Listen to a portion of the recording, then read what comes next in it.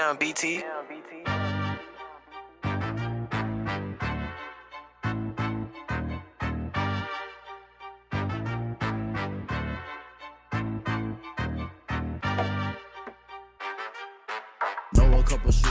Muito bem, senhoras e senhores, começando aqui o primeiro episódio do Papo de Tatame Podcast. Eu sou o seu host, Matheus Henrique Barros, conhecido aí também como Chimbal, nas academias de luta onde eu pratico as artes marciais. Para você que não sabe, sou faixa preta de jiu-jitsu, faixa azul de judô. Já pratiquei e já competi também o Muay Thai e já fiz algumas lutas de MMA. Hoje em dia, o meu foco está mais voltado para o grappling, que são as lutas de agarre, ou seja, o jiu-jitsu, o judô, o wrestling, né? Cada vez mais fortalecendo meu jogo e tô competindo mais nessas modalidades, né? Não pretendo voltar tão cedo assim pro MMA, mas quem sabe um dia. E o Papo de Tatame Podcast foi feito com o intuito de trazer o máximo de informação possível para você, praticante, instrutor, professor, mestre ou competidor de alguma arte marcial, de alguma modalidade esportiva de combate, independente de qual seja. E o que será essas informações? Serão informações a respeito ali de uma ou outra arte marcial, mas também no que tange todo esse mundo, ou seja, serão assuntos sobre preparação física, sobre alimentação, com nutricionista. Tentarei trazer convidados como fisioterapeutas, alguns historiadores para falar um pouquinho da história de uma ou outra arte marcial, preparação física também, pois sou formado em educação física, estou me especializando em preparação física para esportes de combate. E além disso também eu posso trazer alguns convidados para deixar o conteúdo mais rico, para passar o máximo de informações para vocês. Então o podcast será basicamente sobre isso, sobre o mundo das artes marciais e tudo que tem ao seu redor, certo? E para esse primeiro episódio eu trouxe aqui uma convidada que é a Fernanda. A Fernanda, ela é doutoranda na USP e ela é cirurgiã dentista. E a gente vai falar aí nesse primeiro episódio um pouco sobre a importância do uso dos protetores bucais. A gente sabe que é muito importante não só nos treinos, mas nas competições, o uso, dos protetores bucais. E o assunto vai ser basicamente esse aí pro primeiro episódio. Espero que vocês curtam, espero que vocês gostem. Eu vou estar postando o podcast nas diversas plataformas, assim como o YouTube, Spotify, em sequência o iTunes, SoundCloud, e assim tentar deixar o mais versátil possível para ter bastante acessibilidade nesse conteúdo, certo? Então é isso, muito obrigado aí por estar escutando o podcast e espero que gostem. Até mais!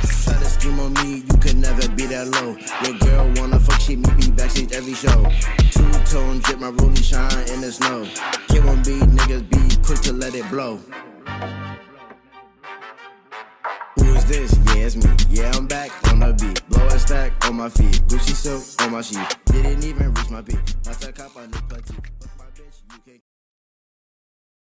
Bom, tô aqui com posso dizer cirurgião dentista ou odontologista? Ou dá no mesmo? Cirurgião dentista é o meu termo usado. Melhor. Cirurgião dentista, ok. Cirurgião dentista Fernanda Rodrigues. Você é do Maranhão, certo? Isso, mês de Maranhão. Ah, muito bom. O pessoal aí que não te conhece, se apresenta um pouquinho aí, fala quem é você, o que você faz, sua linha aí de pesquisa. Beleza. Oi, pessoas que estão me ouvindo. Espero que estejam tudo bem com vocês. Então, me chamo Fernanda Rodrigues, sou cirurgiã dentista, formada pela Universidade Federal do Maranhão. Atualmente resido em São Paulo. Sou mestre em Ciências da Saúde pela Faculdade de Odontologia da USP e atualmente sou doutoranda. Estou terminando meu doutorado agora. Minha linha de pesquisa principal é fazer a utilização de terapias. Eu trabalho muito com laser e também focado na área da estética. E eu já estou aqui para falar um pouco sobre os traumas dentários, a convite do Matheus. De antemão, já agradeço o convite. Espero poder, então, contribuir aí com vocês com bastante informação. Então vamos lá, já de antemão, você preparou aqui um conteúdo, para a gente seguir um cronogramazinho. Sim, mas a gente vai conversando aí de boa, vamos ver no que vai dar. Só para quem está ouvindo entender, o podcast em si, como se trata aí do primeiro episódio, não vai ser especificamente voltado aí para uma ou outra arte marcial, e sim para todas, né, no contexto geral. Então, Isso. o assunto que a gente vai falar hoje, tecnicamente, vai ser sobre protetores bucais, correto? Correto, mas também relacionado aos traumas dentários. O que a gente pode fazer quando acontecer? Certo. E como todo praticante, instrutor, professor, até competidor de algum tipo de arte marcial ou luta, né, esporte de combate, como a gente chama, sabe que isso acontece com muita frequência, voluntária ou involuntariamente, né? Exato. Então, por exemplo, o jiu-jitsu, não são muitas pessoas que utilizam por não achar que tem necessidade, mas eu utilizo como uma forma de prevenir, né, algum tipo de trauma, porque às vezes acontece, mas é o famoso sem querer, né, bateu sem querer, sobrou o cotovelo, sobrou o joelho, então às vezes é melhor a gente prevenir, né, do que remediar. Nossa, sempre é melhor trabalhar com a prevenção do que já com a causa, né? Então, quando a gente previne, principalmente nesses esportes que tem bastante contato, é o ideal. Porque aí a gente evita que ocorra várias intercorrências, né? Cometer a perda do dente, que é o que a gente não quer. Exatamente. Eu já perdi as contas de quantas vezes treinando, acabava sobrando ali um membro ali do adversário, acabava batendo de frente, quebrava, tinha que colocar resina para preencher, tinha que toda vez ou mordia a língua, nossa, inúmeras vezes. Acontece muito. É super normal. Tem gente que é muito teimosa, né? Acha que não vai acontecer de novo e fala, não precisa, não foi só agora, né? Foi acidente. Exato. Só que o acidente pode ser recorrente, né? E só seguindo ali então de raciocínio, Fernanda, eu vi que você falou aqui um pouquinho da importância do cirurgião dentista nas práticas esportivas. O que você pode falar um pouco sobre isso? Bom, acho que além das práticas esportivas, é sempre importante a gente estar fazendo aquele acompanhamento, né?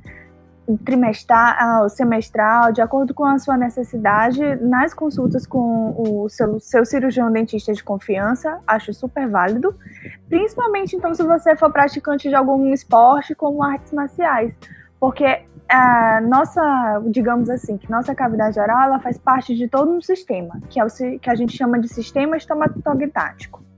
Como que chama? É um nome até complicado de falar. Caramba, parece um xingamento isso. Sistema estomatognático. Certo. Que envolve todos os músculos, articulações e ligamentos da nossa face. Então, se você tem um acompanhamento do cirurgião dentista, você consegue prevenir com que ocorra lesões nesses músculos. Acho que deu para entender, né? Deu para entender perfeitamente. E a gente sabe que existem muitos, só um adendo, né? Porque existem muitos projetos sociais e às vezes tem muitos praticantes que não têm acesso, né, a esse tipo de profissional. Isso. Qual que seriam os riscos, né? Falando de uma forma mais abrangente para esse tipo de público, o que poderia acontecer? Caso essa pessoa...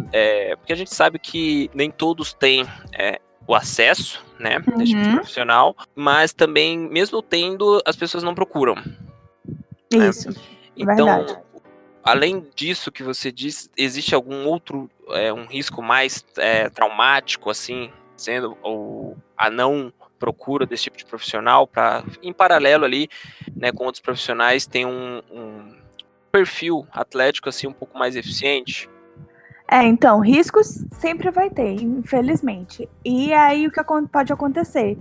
Essas lesões que poderiam ser menores acabam gerando lesões maiores, acabam gerando um tipo de lesão mais grave que muitas vezes a gente não consegue tratar somente na cadeira odontológica. Já vai para uma interferência um pouco maior, de cunho hospitalar e tudo, e é o que a gente não quer. Então, mesmo que essas pessoas assim não consigam ter acesso, o ideal é que todo praticante de esporte, até nas unidades básicas de saúde mesmo, você consegue ter acesso a um profissional capacitado para te orientar.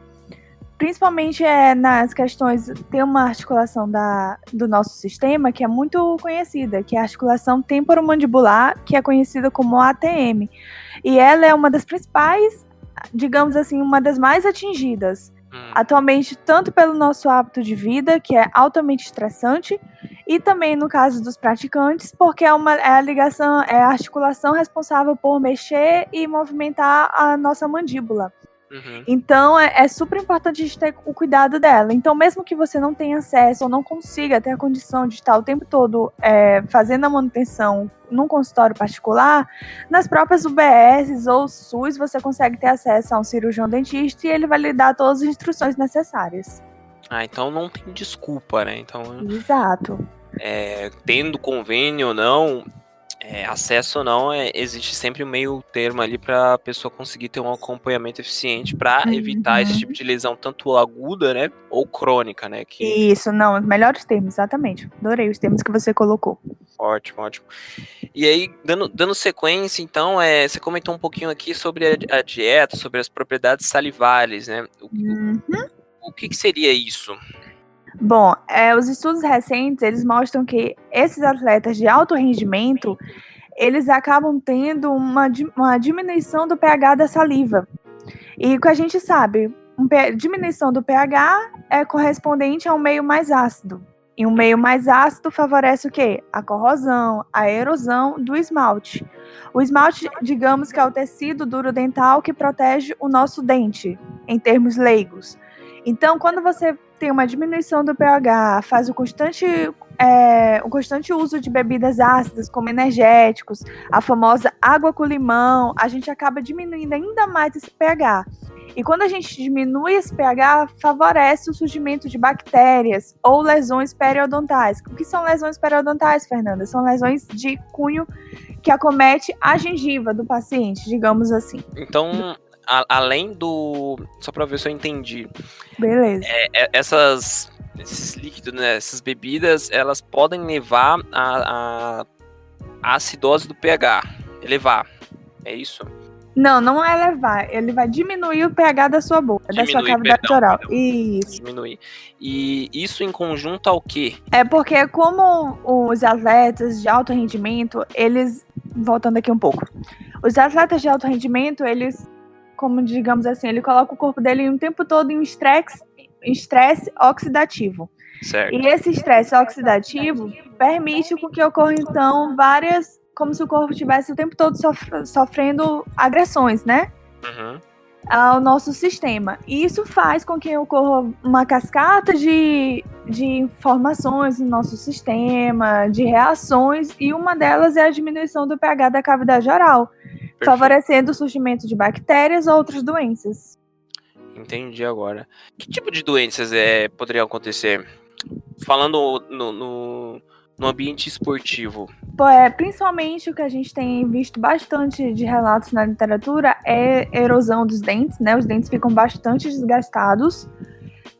O paciente sente muita sensibilidade, ele não consegue beber muita água gelada, nem bebidas quentes, porque o dente dói, que é o que a gente chama atualmente de hipersensibilidade dentinária.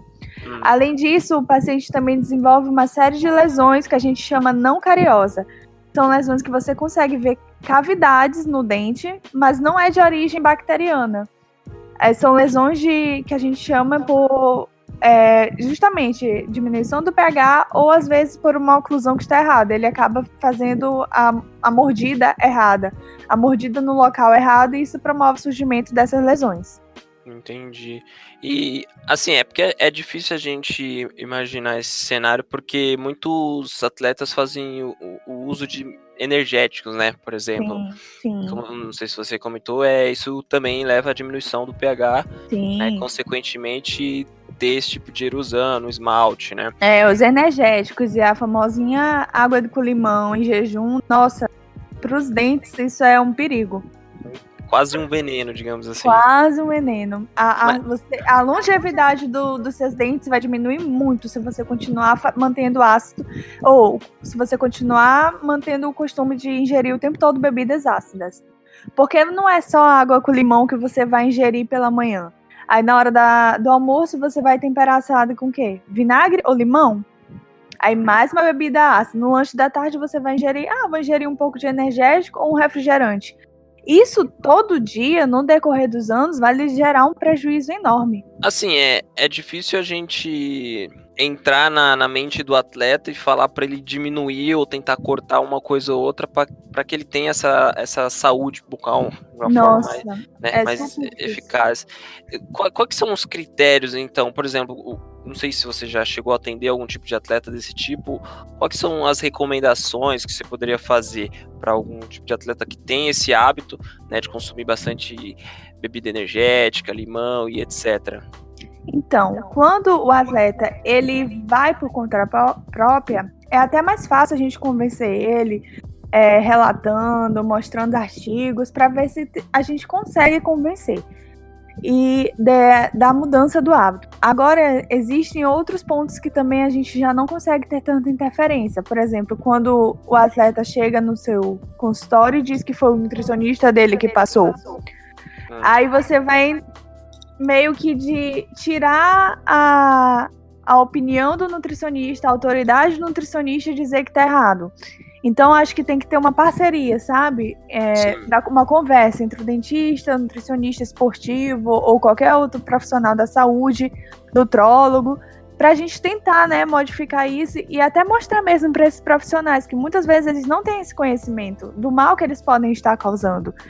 E a gente tentar, sabe, mostrar mais isso, elucidar mais esse ponto para ver se a gente consegue fazer uma melhor manutenção dos dentes dos pacientes, melhor que eles consigam preservar mais, né, a sua estrutura dentária. É super importante que haja essa multidisciplinaridade, né? Isso, exatamente. Entre os profissionais, porque normalmente quando, digamos, um atleta um pouco mais renomado, já teve ali suas oportunidades, normalmente ele tem ali uma equipe multidisciplinar trabalhando em prol ali dos serviços dele, que é um fisioterapeuta, um preparador físico, né, um cirurgião dentista, e aí precisa ter comunicação entre eles. Não adianta o atleta ir em pegar uma informação em outro e não haver essa comunicação entre os profissionais que estão trabalhando em conjunto com o atleta, porque pode acontecer isso, como você falou, divergências de informações, né? Isso aí a pessoa fica perdida, sem saber, meu nutricionista diz que eu posso, mas meu dentista diz que não, qual que eu vou seguir? Exatamente. Então é super importante. Acaba sendo prejudicado por conta dessa bagunça, né, de informações. Um profissional diz uma coisa, outro profissional diz outra. Às vezes não é nem questão de falta de informação, né? Até porque a informação tá ali. É porque alguns profissionais tendem a não se aprofundar muito em alguns assuntos porque não é da área deles, né? Mas é por isso que os outros estão ali, né? Para ficar o mais completo possível, né? E dando continuidade nessa questão da prevenção, aí a gente entra num assunto que envolve praticamente todos os praticantes, não só de artes marciais, mas outros esportes como rugby, futebol americano também, que utilizam, que é o protetor bucal, né? Correto. Antes de a gente entrar na importância, né, do uso dos protetores bucais, tanto para esportes de impacto ou não, que seria... A gente diferencia, né, os esportes de striking, né, que seria karatê, muay thai, o boxe, etc. E os de grappling, né, que seria o jiu-jitsu, o wrestling, judô. Isso aí eu tô aprendendo agora junto contigo. Existe praticamente, a gente falando mais de esporte de combate, né, que tem o meio competitivo, até porque tem algumas artes marciais que não tem a competição. Aí a gente chama de arte marcial. Né? Quando tem um meio competitivo, a gente chama de esporte de combate, né? Tem um vídeo no YouTube que eu explico, né, a diferença entre lutas, artes marciais e esporte de combate, que tem esses três termos, né? Qual que é a diferença da luta? Só para você entender, a luta é algo instintivo, né, do ser humano. Então, uma mãe luta pelo teu filho, né?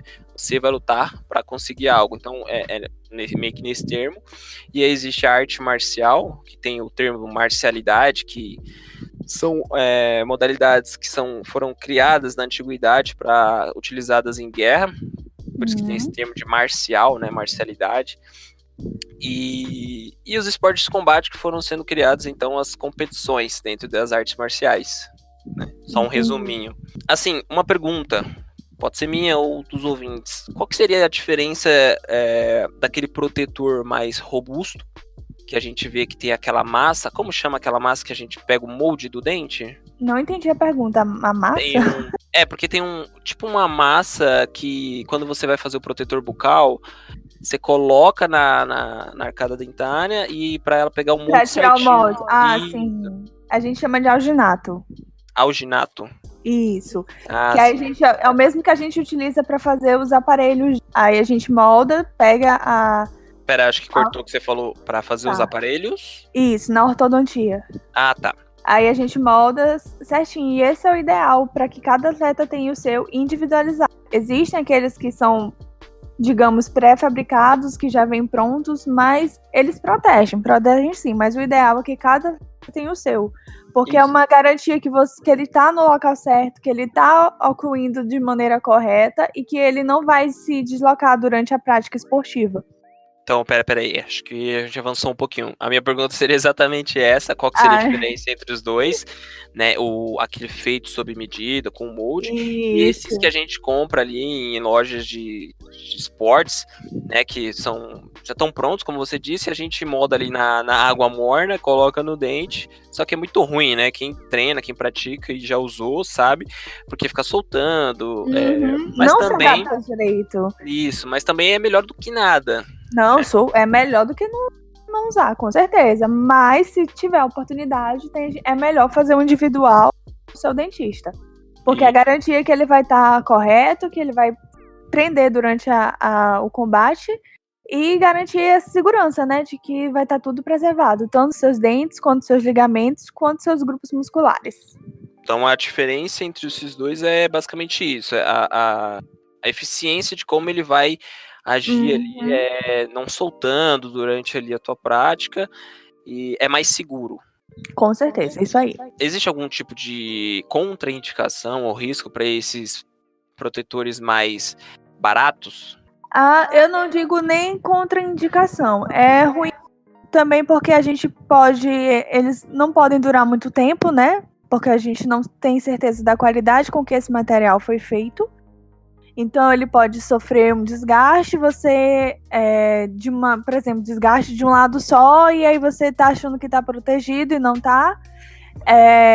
Como não é feito de maneira individualizada, eles podem comprometer a forma como você vai morder futuramente. Eles podem promover o deslocamento da articulação temporomandibular, que é a articulação que eu falei no começo do áudio. Então, é perigoso nesses quesitos, mas não que seja contraindicado. Nossa, então, além dele ser menos seguro, ele pode promover essa desvantagem que é morder errado depois. Isso, exatamente. E a forma com que você morde, se você altera ela por conta desse produto, também leva a outras consequências. Isso. Promover uma disfunção temporomandibular, que já é um problema já relacionado a essa articulação. Não, perfeito. Você tinha... Que aí você pode promover ela tanto de origem articular mesmo, que muitas vezes só é tratado com cirurgia, ou de origem muscular, que você tem que fazer a utilização de relaxantes, outras terapias, como o próprio laser, acupuntura. Então, gera uma série de consequências aí que podem ser reversíveis ou irreversíveis. Nesse caso aí o barato pode sair bastante caro, né? Bem caro. Então o ideal, assim, uma pessoa iniciou uma prática esportiva ali, uma modalidade de combate. No início, tudo bem ela utilizar esse tipo de protetor, mas o ideal então seria que depois ela fizesse esse sob medida para que não aconteça esse tipo de disfunção. Isso, bem perfeito. Perfeita colocação. Tá, e existe um tempo mínimo para que ela possa usar antes de haver o risco de acontecer essa disfunção? Eu não sei te dizer exato tempo, mas se o dentista, se ele fizer, né, a avaliação periódica com o dentista vai avaliar a qualidade dessa placa, né? Então ele pode dizer se está na hora de trocar ou não. Mas acredito eu que não existe nenhum tempo certo, não, que a gente tenha que fazer essa troca. Tem que ser avaliação mesmo, para fazer a inspeção da placa, se tá tudo ok ou não. Entendi. Até porque vai depender muito também do status atual ali do indivíduo, né? Às vezes ele já pode ter um tipo de disfunção e a utilização desse tipo de protetor pode agravar. Isso, né? Isso aí. Então é bem relativo, né? Exatamente. Acho que basicamente a gente falou então da importância, né, dos protetores bucais. Tem alguma coisa que você pode acrescentar ou quer acrescentar? Não, acho que eu falei bastante. Tá, e como são feitos? Você tem algo que você consegue complementar? Individualização, eu acho que tem que fazer mesmo, mas do mais, acho que o ideal é o que eu falei, essencial. Tá. E aí a gente entra aqui num próximo tópico que é a indicação para as lutas, né? Como a gente comentou anteriormente, é bem indicado, bem seguro, né? É interessante que não só atletas de esporte de combate, tanto de strike ou grappling utilizem, mas todos que não só que competem, mas que praticam também, né? E aí você comentou algo aqui sobre o bruxismo, é isso? Ah, sim. Sim. O bruxismo, para quem não sabe, é o hábito de pressionar ou ranger os dentes, que você acaba promovendo um desgaste nas pontas dos seus dentes, que a gente chama de incisal. Então, e segundo os relatos, né, é super comum em atletas, principalmente pelo hábito de vida, como eu falei, estressante, sabe? Você tá lá na competição, no momento de adrenalina, fortes emoções, às vezes por atos involuntários você acaba pressionando bastante esses dentes. E isso faz com que faça um comprometimento tanto da sua musculatura quanto dos seus ligamentos e do próprio dente em si, que acaba desgastando. Então, às vezes, os protetores bucais não são só indicados para a hora da luta. Os atletas têm que fazer também durante a noite, na hora de dormir, porque eles adquirem esse hábito involuntário de ficar rangendo os dentes, sabe? E isso vai promovendo o desgaste. Existe algum dado estatístico de quantos atletas possuem esse tipo de... possuem bruxismo em si, né? Pode existir, mas eu não sei te dizer aqui no momento, mas deve ter. Passando então para o próximo tópico, é basicamente os tipos de traumas que podem acontecer durante uma luta, é isso? Uhum. Bom, então além desses próprios traumas que o atleta pode se autopromover, existem outros que podem ocorrer exatamente durante a prática, né? Quando você está em combate com alguém. E um dos principais traumas que podem ocorrer é a perda do elemento dentário. E aí, essa que a gente chama de traumatismo dentário, os estudos eles mostram que entre todos os tipos de arte marcial, como MMA, taekwondo, boxe, judô, jiu-jitsu e muay thai, principalmente no muay thai ocorre esse tipo de intercorrência. Muitos praticantes acabam tendo a perda do elemento dentário durante a luta, como eu falei, lá tá na emoção, tudo, às vezes sem querer o golpe acaba atingindo a boca e às vezes nem o protetor individual é capaz de prevenir, né, a perda desse elemento dentário, e é super comum de acontecer.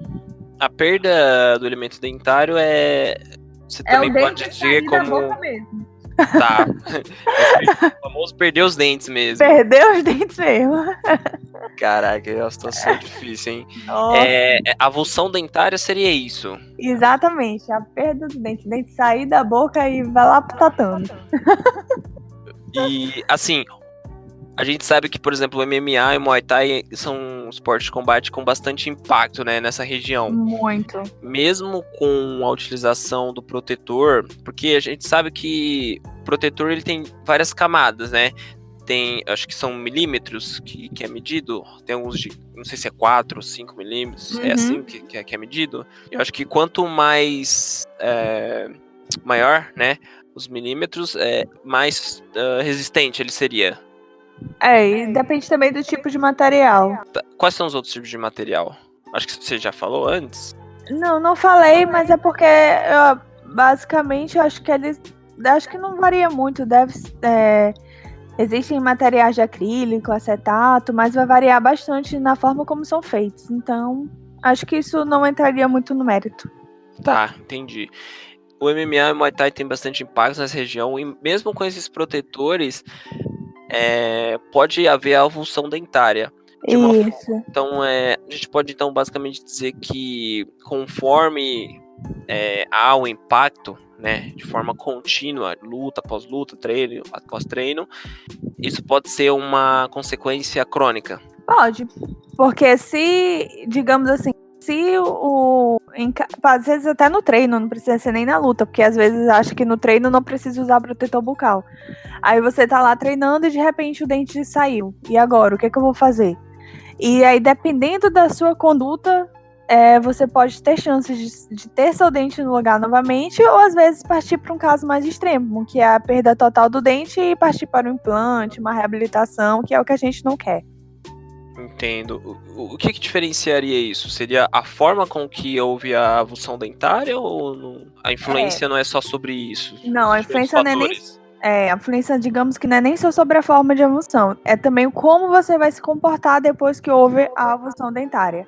A perda desse dente. Porque existem algumas técnicas que a gente deve ter em mente. O ideal mesmo é que assim que se o dente saiu inteiro, é que ele seja recolocado no alvéolo. E para isso a gente recomenda que você não pegue na parte da raiz do dente, e sim só na coroa, porque ali na raiz vão ter uma série de filamentos, ligamentos que são importantes para que esse dente possa ser reimplantado no seu local de origem. Então você tem que, se você vê, por exemplo, que sujou durante a queda, você tem que lavar ele por no máximo 10 segundos em água corrente, numa temperatura fria, e imediatamente colocar de volta no lugar. Aí você morde um lenço, um guardanapo, e procure seu cirurgião dentista ou a UBS mais próximo, se você estiver mais próximo, para que a gente consiga fazer, né, os procedimentos corretos para que esse dente possa ser reimplantado. Você comentando agora, eu já vi alguns vídeos que acontece isso, né? O pessoal tá treinando, até boxe mesmo, com luvas bem grandes, de 14 onças, 16 onças. Então, e aí acontece a avulsão, né? A pessoa perde o dente. E eu já vi uma prática curiosa, que eu queria que você comentasse, que eles pegam e colocam sal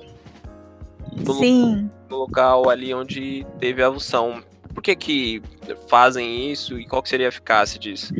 Então, não tem nenhuma comprovação na literatura que diga que isso é eficaz. Acho que eles fazem mais para conter parar o sangramento, né, da região e evitar com que ocorra, não sei, alguma espécie de hemorragia, algo do tipo, mas que tem eficácia comprovada, não tem.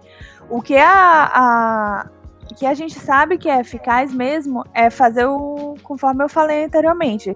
Se tá um pouquinho sujo, lava no máximo 10 segundos em água potável e faz o reimplante. Caso já não dê para fazer esse reimplante imediato, porque, querendo ou não, o alvéolo, que é o lugar onde o dente se coloca na cavidade oral, pode estar infectado.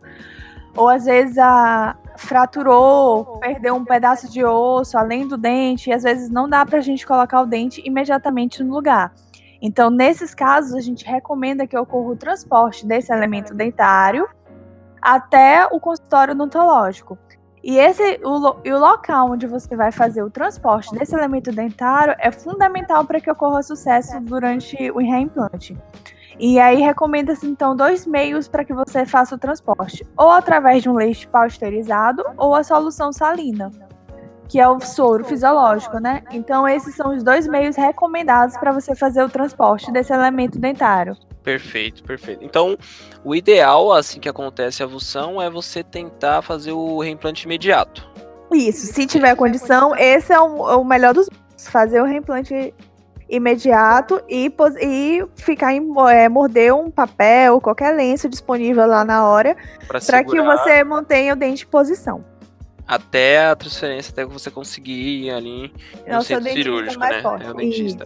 Isso. Caso não seja possível, então, fazer o reimplante imediato, o que deve ser feito? Aí você coloca o elemento dentário que caiu dentro de uma porção de leite ou soro fisiológico, que é o que a gente chama de solução salina, e transporte ele até o dentista mais próximo. Ok. Caso nenhuma dessas duas coisas aconteçam, o que pode acontecer? Aí a chance de você perder esse dente de vez é bastante grande.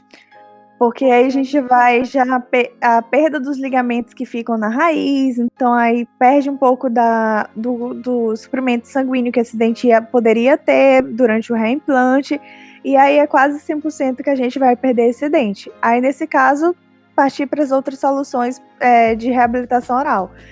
Pensar numa prótese ou num implante para você substituir o dente que você perdeu. infelizmente. E quanto tempo seria o tempo limite, assim, a partir do momento que teve a avulsão até você fazer esse reimplante imediato ou tentar recolocar o dente ali? Existe um... A gente recomenda em até no máximo 1 hora esse procedimento seja feito. 1 hora? No máximo 1 hora. A partir disso já começa a formar na região onde o dente perdeu e a gente não garante que a gente vá conseguir fazer o reimplante. Calma, repete, por favor. Cortou bem na parte que você falou, começa a formar... Começa a formar um coágulo no alvéolo, que é onde o lugar onde você perdeu o dente. E aí isso começa todo aquele processo inflamatório, de cicatrização, então isso não é garantia que vai funcionar. Pode funcionar, mas não é a taxa de sucesso cai bastante. Perfeito. E quando não é possível o reimplante imediato, existe um tempo que esse dente pode ser carregado ali no leite pasteurizado? É o mesmo tempo. Mesmo tempo. Tentar no máximo 1 hora fazer a colocação do elemento. Entendi. Bom, então acho que de forma geral entende-se que é importantíssimo, né, o uso dos protetores bucais. Em complemento a isso, é interessantíssimo que aconteça as visitas periódicas ali ao cirurgião dentista para ver se tem algum tipo de disfunção, né, para que isso não seja agravado, né, além até para prevenção da cárie e de outras doenças, é super importante. Coisas que não são relacionadas diretamente com a prática, isso, né? Porque infelizmente a odontologia do Brasil tem mudado com o tempo, graças a Deus, que as pessoas estão procurando mais prevenção do que para tratar a causa. Mas ainda é muito enraizado aqui que a gente só trata a causa e que não é o ideal. As pessoas procuram geralmente o dentista ou quando tá com cárie ou quando tá com dor e ninguém procura para prevenir isso. Então, o ideal é que mude um pouco essa mentalidade para que a gente não tenha tantos casos assim, sabe? De danos irreversíveis e que você acabe tendo um prejuízo maior. E só lembrando que isso é importante não só no ambiente esportivo, mas qualquer outra área também que ofereça riscos ali à arcada dentária, né? Porque não é só nos esportes que pode acontecer. A pessoa pode simplesmente estar andando, cair, bater a boca no chão e acontecer a mesma coisa. Exatamente, né? É a mesma situação. Eu estabanado do jeito que sou, quando era criança, nossa, aconteceu demais comigo. Imagina quantas pessoas não são assim também, né? E às vezes a pessoa ali começa a praticar arte marcial, aí o perigo fica redobrado, né? Aí que dobra, exatamente. Que dobra.